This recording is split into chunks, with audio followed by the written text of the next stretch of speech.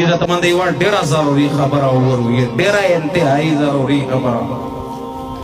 عزتمند په داسې ډیر کمای کې دی علماء ته پسپک نظر باندې کتل شي دا اکثر علماء نوستي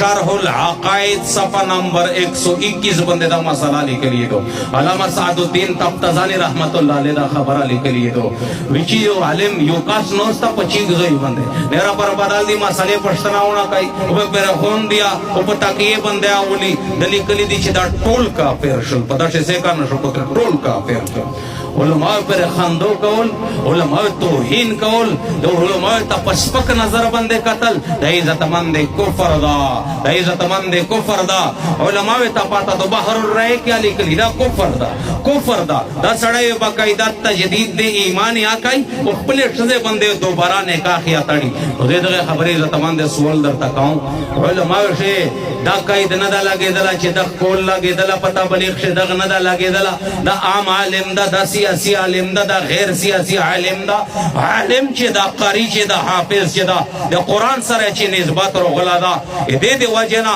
دې علم په وجه سپکور ته وګوره په ایمان شه خطراتو وې دې غلبات په خپل ایمان باندې نظر ته روا عزتمند اول خدا چې دا خلق موت محسنین دي احسان او شګړه دور سره احسان او شګړه ور سره کوا احسان او شګړه نشه ور سره کوي خلا ور سره ملاوي را په محبت سره دا نشه کوي به دغه خلاف ما کوا نو دغه ته مشته سریاتینا کوي ان شاء الله د علماء سره سیک محبت کوي ټول نیاتینا کوي ان شاء الله خپل بچونه نه حافظون جوړ کی تیر وخت باندې ته باو بوسیه واخر دعوانا الحمدلله رب العالمین